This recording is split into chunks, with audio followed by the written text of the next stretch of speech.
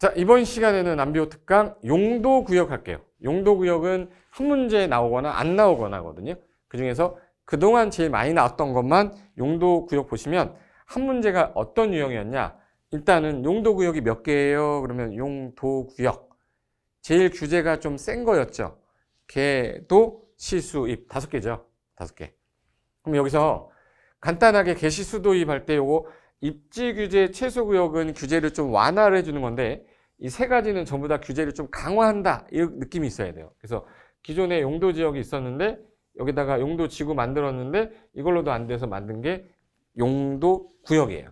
그래서 시험에 쟁점이 되는 부분이 뭐가 주로 나오냐면 얘 뭘로 지정해요? 그럼 얘 무슨 계획으로 지정하죠? 도시군 관리 계획으로 지정합니다. 근데 자꾸 광역도시 계획으로 지정한다는 등 도시군 기본 계획으로 지정한다는 등 이렇게 꼬시는 게 첫 번째 문제였고, 누가 지정합니까? 해서 개발 제한 구역은 누구만 지정하죠? 국장만. 시가와는 시도지사인데 국가계획 연계되면 국장도. 수산은 수산자원보호구역은 회장이 지정해야죠. 회장. 도시자연공원구역은 도시 거꾸로 시도지사 대장. 도시 거꾸로 했더니 시골이래. 아니야. 도시는 거꾸로 시도. 시도 대장. 입주규제 최소구역은 원래대로 결정권자가 합니다. 라고 돼 있는데 그게 제일 많이 나왔고요. 그 다음에 세 번째가 지정 목적인데 연결해 놓고 틀린 거 고르세요 했을 때 목적 물어보는 게 좀 나왔었어요. 그러면 쟁점되는 부분 알았는데, 자 그러면 용도지역에 뭐가 규제되어 있어요? 용도지역에 뭐가 규제되어 있는 거죠? 용도지역에 뭐 규제되어 있어요? 그럼 이렇게 잘 기억이 안 나. 우리가 건폐율도 외우고 용적률도 외웠는데 용도지역의 건폐율 용적률을 외웠지 용도지구의 건폐율 용적률을 외운 게 아닌 거거든요. 그리고 일종 일반 주거는 4층 이하로 지어라. 그럼 아파트 못 짓네? 그런 행위 제한이 들어있었어요. 그래서 제일 먼저 용도지역에다가 이 땅에다가 이런 제한을 하겠다 해서 용도, 건축물의 용도 제한합니다. 그리고 용도 제한으로 안 되니까 여기다가 건폐율하고 용적률로 최대 규모 얼마까지만 지어라고 또 규제합니다. 그리고 높이도 규제하죠. 그래서 요 제한은 전부 다 어디다가 해놨어요? 용도 지역에다 해놨는데 여기 공항이 생겼어. 그래서 높이 제한을 좀 더 해야겠어. 그럼 고도지구 지정할 수 있죠. 그럼 용도지구는 기존의 용도지역 행위 제한을 좀 더 강화할 수도 있고 완화할 수도 있는 거예요.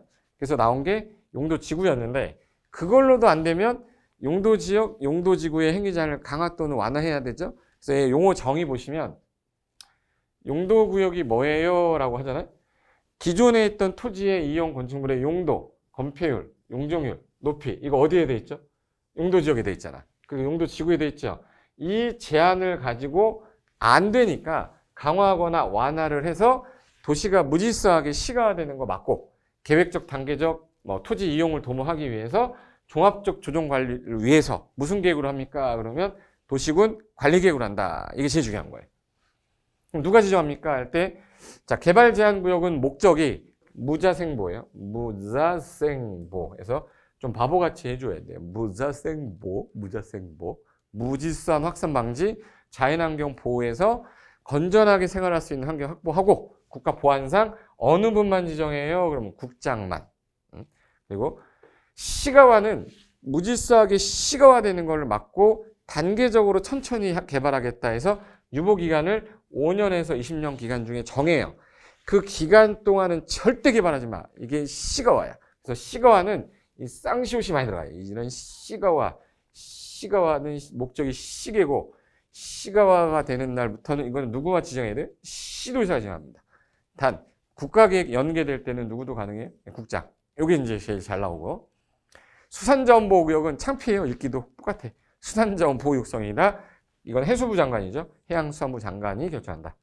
그리고 도시자연공원구역은 도시 안에 있는 식생이 양호한 산지를 개발 못하게 도시지역 안에 식생이 양호한 산지의 개발을 좀 제한할 필요가 있다 할 때 만드는 게 도시자연공원구역이라, 도시를 거꾸로 우리 뭐라고 그러죠? 도시 거꾸로? 도시. 아까 시골 아니고 시도. 그래서 시도지사 대장이 한다는 거. 이거 제일 많이 나왔죠. 그 다음에 그동안 입지규제 최소 구역을 기존에 있던 기능이 떨어진 지역을 다시 살려보겠다고 규제를 완화하려고 한 거라 기존에 있던 용도지역 4개보다는 조금 반대 개념으로 규제를 완화하려고. 그래서 원칙대로 시도대장이 결정하시고 국가계획 관련되면 국장 입안에서 결정하겠다. 그래서 얘는 결정권자가 그대로 한다라고만 아시면 돼요. 그러면 자 여기 한번 볼까요? 자 저기서 키워드가 용도구역이란 토지의 이용 건축물의 용도, 건폐율, 용적률 높이 등에 대한 뭐하고 뭐의 제한을 강화 완화하는 거죠. 용도 지역과 용도 지구의 행위 제한을 강화 또는 완화해서 지정하는데 무슨 계획으로 해요? 도시군 관리 계획이에요. 지금 네모 박스 친 거 갖고 맨날 특이하는 겁니다. 그 다음에 권한자가 개발 제한 구역은 누구만? 국장. 그리고 시가와는 시도지사인데 국가계획 연계되면 국장. 수사는 누구요? 회장.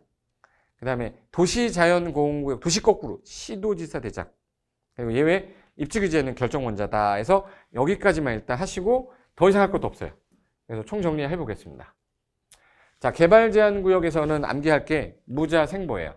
그리고 도시군 관리계획을 하고 국장만 제한한다. 이거를 제외하고 낼 게 없습니다. 시가와는 시계죠. 시가와는 시계. 5년에서 몇 년? 20년. 유보기간 끝난 날에 언제? 다음날 해제되고 여기는 허가 없이는 어떤 행위도 못해서 신고로 가능하다, 그냥 가능하다 나오면 답이다 이렇게 하시면 돼요. 그리고 지정권자가 시가와는 시도의사인데 국가계획 연계됐다 그러면 국장이다. 요거만. 그리고 수산자원보호구역이에요. 수산 나오면은 누구 나와야죠? 회장.